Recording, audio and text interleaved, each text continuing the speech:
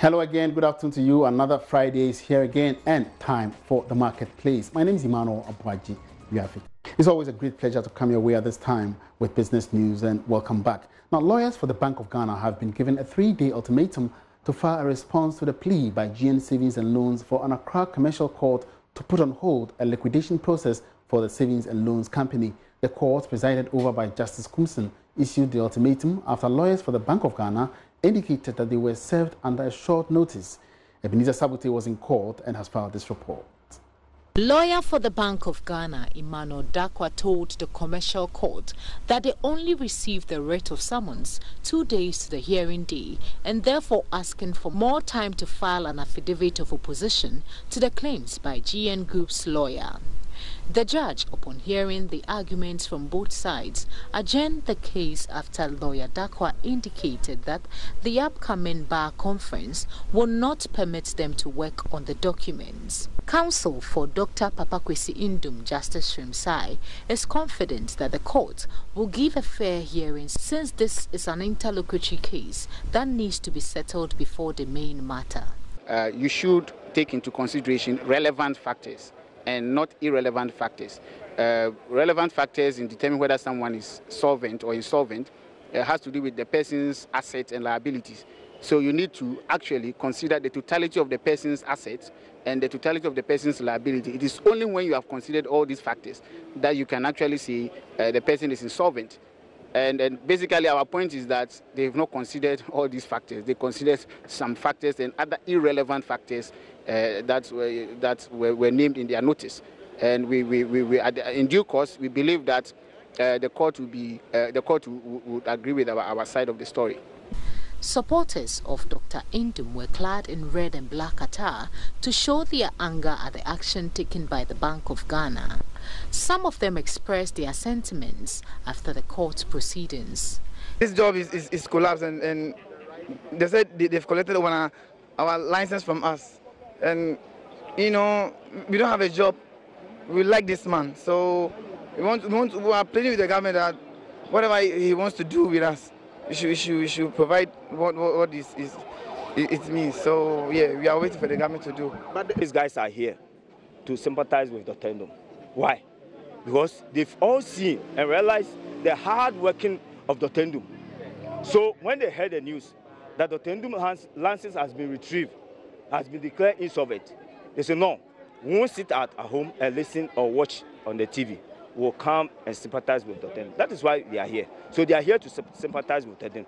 And some top management and executives of Group Indum were also in court to sympathize with the group.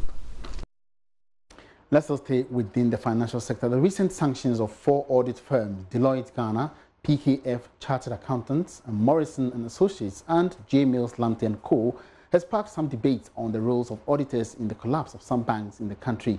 On the business edition of PM Express, Dr. Daniel Sedo, a representative of the Institute of Chartered Accountants Ghana, ICAG, and banking consultant, Nana Utue Champong, also a banking consultant, expressed divergent opinions. Here's more in Philip Namfuri's report. There are some disagreements over who should be blamed for the misconduct of the 4 auditing firms. Some people think a larger responsibility should be placed on the directors who should have ensured the firm's financials are good. However, others believe auditors still have a task of ensuring right financials are churned out. A representative of the Institute of Chartered Accountants Ghana, Dr. Daniel Sedo, shares the Institute's position on this.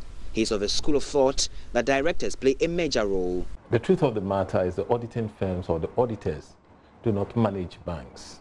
They do not manage any company that they audit. So as an entity, you have to put your structures in place. Now, if you set up a business, one of the early things you should do is to appoint directors and appoint them very carefully. Directors that can contribute to the growth of your business. And the directors will subsequently be empowered to appoint executives who would run your business. Now, it's the same directors that must ensure that controls are put in place. So if your controls are put in place, including internal audit, and things are functioning properly, then periodically you invite auditors to look at what you are doing and express an opinion. That is critical because the history of it is that the shareholders, not all of them sit on the board or sit in management. So there must be somebody who represents them by scrutinizing what has been done and report back to them whether all that has been done shows true and fair view. So auditors do not manage anybody's business.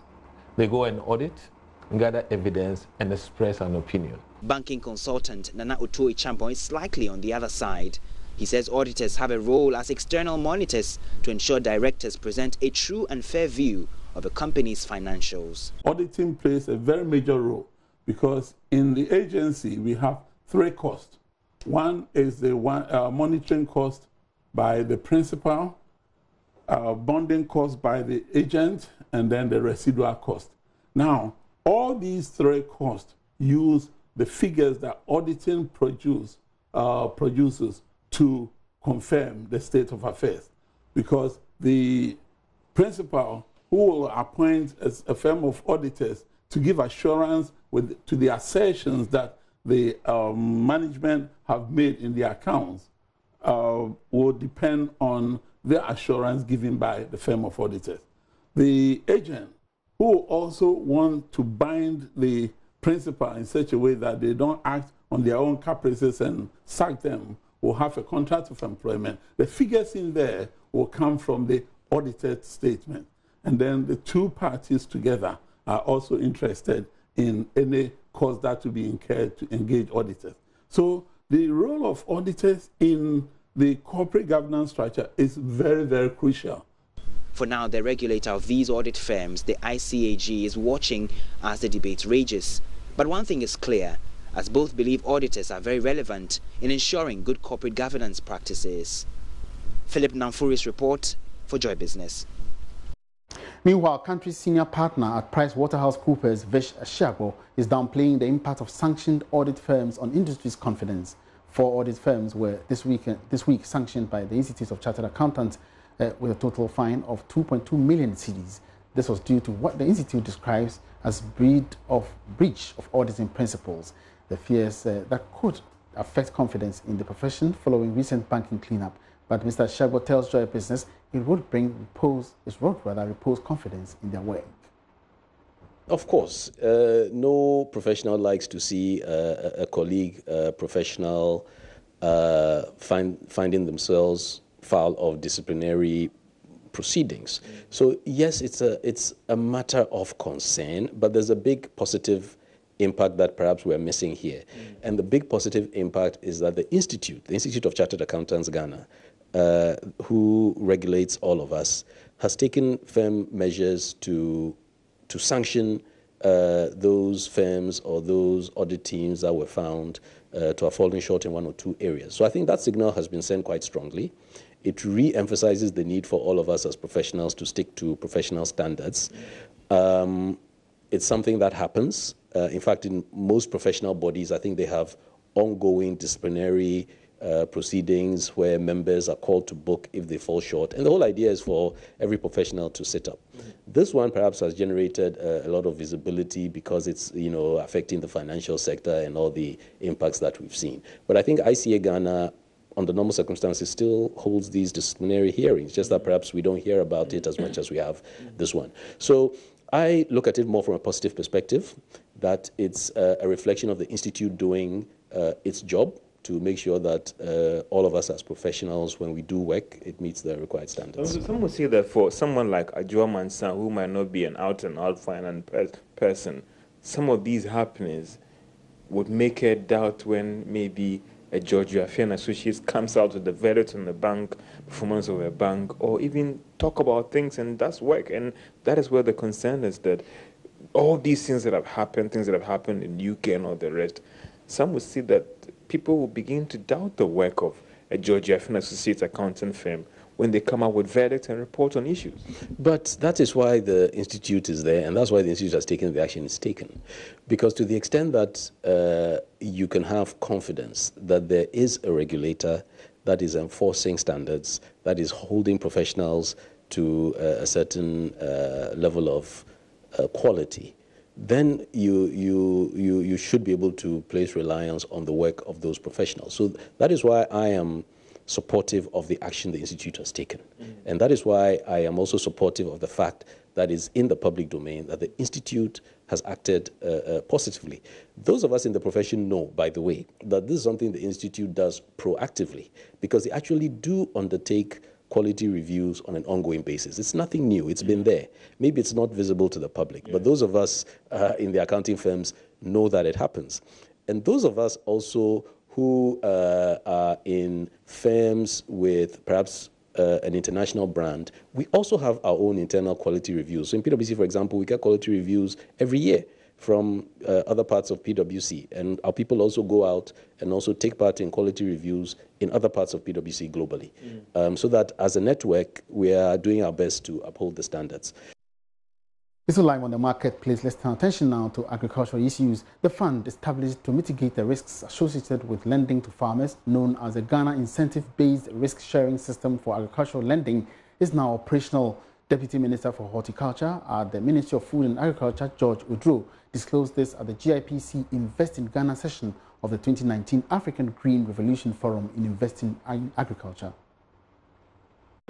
Investment in the mechanization to reduce the drudgery in farming and attract the youth into the agriculture. The Ghana Incentive-Based Risk-Sharing Agricultural Lending System, GESA, newly introduced by Government of Ghana as a de-risking instrument, will enhance bank lending through guarantees and insurance. For example, in Ghana, the banking sector sees agriculture or farming as a risk. So the government deems it right to establish an institution to back these banks. So now the risk for a bank lending to a farmer, the risk is being weighed off, because when a bank lends to a farmer, the bank is able to register with GESA, and the GESA will take 80% of the risk from the bank. So now it's open and it's free. The banks are willing to lend to farmers now. It's not like before. This is another initiative the government has done just to improve the farming activities and raise the livelihood of farmers. We would like to tell a potential investor that our doors are open and we are ready to do business with them. Now, farmer-based organizations in cocoa production and the purchase are being encouraged to work towards new sustainable agricultural standards. International Agriculture Group, Rainforest Alliance, is sensitizing farmers and service entities on practices for buying certification. Prince Appiah was at the Stakeholders Forum on the new standards in Kumasi and now reports. Officials of Rainforest Alliance have been in Kumasi engaging stakeholders, farmers and farmer-based organizations on new sustainable agriculture standards. Adherence to the new standard protocols will enable local farmers to connect long-term with international market players. Regional head for Rainforest Alliance, Siriki Diakiti, tells Love Business the initiative is meant to ensure farmers produce to meet international benchmarks. That's important to highlight as part of the benefit for the farmers and their organizations. Applying the new sustainable agriculture standards would be building long-term relationships with the companies, because so the market will recognize the improvements, the efforts, the commitments that the farmers and the group have been making on the ground by using and applying the different improvement criteria parts of a standard, and the market would also be able to reward those sustainable practices. So when a group or a farmer-based organization is certified, that will open for them opportunities to connect to the market from a long-term perspective, because the market would trust the work that is done by the group in terms of improvements, but also compliance with improvement requirements. Other officials of the International Agriculture Group believes new and best practices on agricultural landscape is very critical to address some of the climate change challenges. What we expect is that we will work in 4 different core intervention areas. One of the other is we work on landscape and livelihoods, and the third and the fourth is advocacy. Here are some participants on the project. Yeah, my expectation is very simple. We are looking at the current developments in the standards that they are coming out with, and we want to see how best these standards will help us increase our yield, our income, and ultimately to improve our standard of living. We are expecting to get more production since they are teaching us how to plant tea, to cover shade on our cocoa. We are expecting to get more production than before. The new standards are expected to be rolled out very soon. Prince Apia reporting. Crossing over now to the Upper West region, where the Regional Minister Dr. Hafiz bin Saleh has revealed that the PwCs Shea Butter Processing Center will soon be upgraded and absorbed under the One District, One Factory policy of government. The move, according to the minister, will enhance the center's capacity to continue to play a critical role of providing income for over 170 member Sungbewaira Shea Butter Processors Group within the community. The Upper West Regional Minister made the disclosure when he visited the facility in Wa. JoyNews' Upper West correspondent Rafiq Salam reports from Peri. The PwCs Sungbewaira Shea Butter Processing Group came into being a decade ago with support from the Netherlands Development Organization (SMV). Founder of the PwCs Sungbewaira Shea Butter Processing Center, Shea Musa, noted that before the intervention of SMV, the group, which had a humble beginning of less than 70 members, used to process the shea butter under the shade of mango trees in the community. The group later hired 2 rooms in the community and used as stores and to keep their machinery. 10 years after it was set up, Shea Musa noted that they have some challenges they grapple with in their line of operation. First of all, we haven't got lights here. If we see our site, the women are more than the buildings here. And we need just something like a warehouse, a living room. You know, when it's raining, some have got babies. So we have to put the babies there to sleep. Upper West Regional Minister Dr. Hafiz bin Saleh ceded to their request of hooking the center to the national grid and will ensure that the center is upgraded and absorbed as part of government's One District, One Factory policy.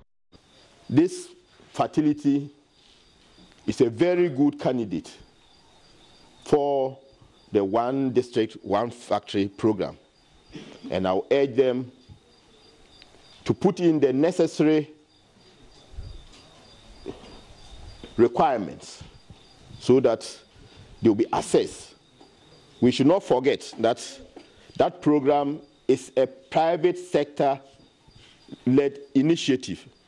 And once they have demonstrated, what we can also do is to facilitate for them to be assessed. Once they meet the minimum criteria, they should be rest assured that they will be rolled on as one of the facilities that can easily be made a district so that it will become one of the facilities under the One District, One Factory. Dr. bin Saleh later inspected 2 warehouses which are under construction at Bure in the Dafima Bure Isa district and Hang in the Jirba municipality.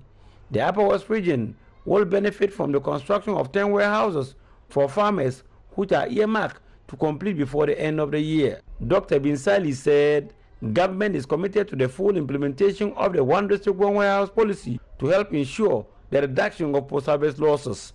There will be adequate infrastructure for storage of farm produce because each of them is 1,000 metric tons. So it means that a lot of our farmers would have their produce well stored.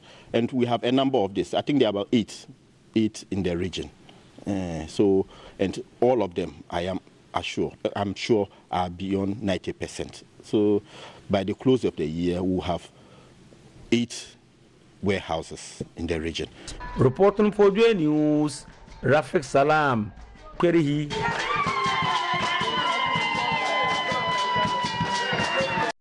The shea nut industry in Ghana is thriving, and demand for the crops, especially in the cosmetic industry, keep increasing. Today on the Joy Business Van, we meet Mariam Najia, CEO of Sariam Company Limited, which exports tons of shea butter products to Saudi Arabia every month. Here's a repeat of the story on Joy Business Van. Ghana earned over $14 million from the export of shea butter products in 2018. Shea products are the 4th non-traditional export earner, with hundreds of thousands of farmers benefiting from it. And it's not just the farmers, but entrepreneurs like Mariam Najia. We've come to a manufacturing center at Media in Accra.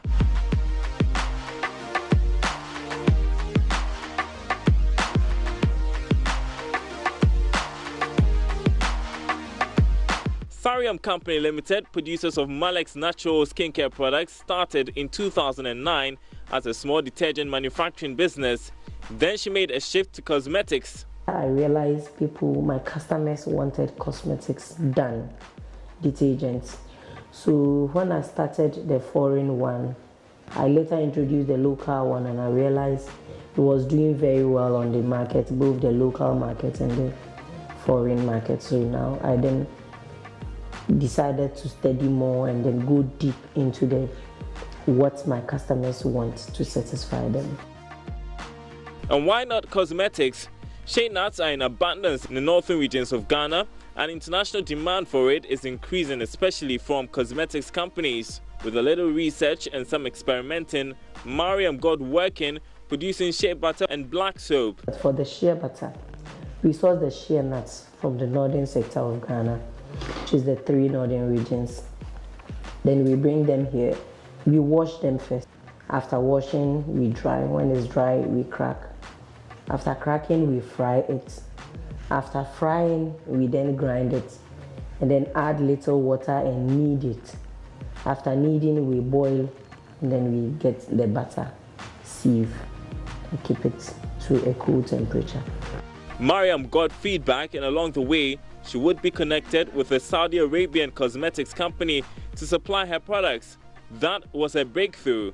Actually, when we started our capacity, we didn't really have money for packaging, but we targeted the quality.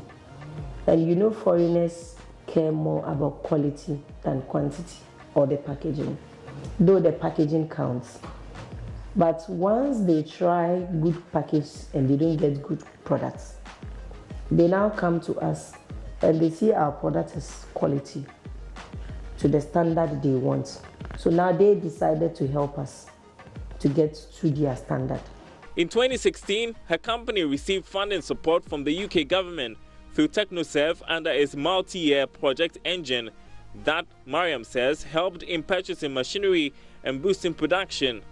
Then in 2017, her firm got recognition as Best Agro-Cosmetics Company at the SME Ghana Awards organized by Imaginate Company Limited.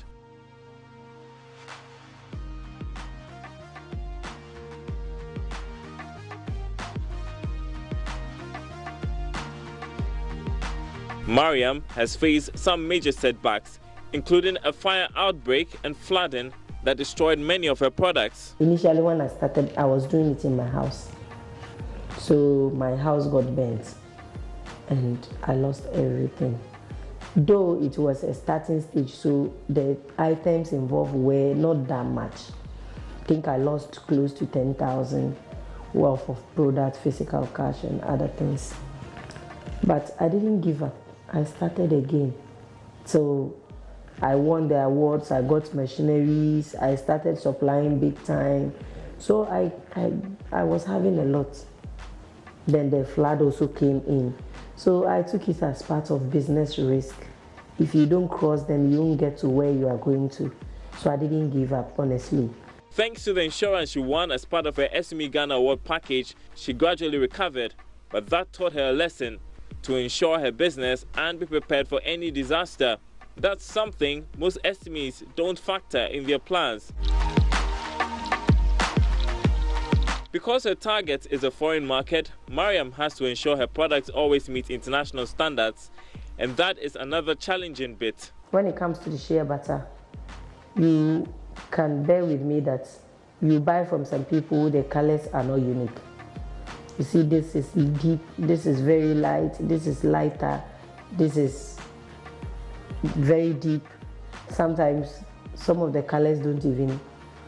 And once a foreigner opens this and opens this and opens this and realize they are not unique, it means the product is not good. Though when it comes to we in Ghana, they really don't care. But for the foreign market, they are so much concerned on that. And we are able to come out with all the standards that we always come out with a unique color, unique quality, unique packaging and everything. Mariam is also making headway in getting her products to other markets like the US and Europe. Now she's aiming at full automation of her products, which would increase production from 20 tons to 60. Mariam believes Ghana can make so much from shea nuts if more investments are made in growing the industry. So we'll get another edition of the Joy Business Van next Wednesday and on Joy Business and Business Live, of course. And on that, we'll wrap up this afternoon's edition of the Marketplace. Many thanks for your company and do enjoy your weekend. Have a good afternoon.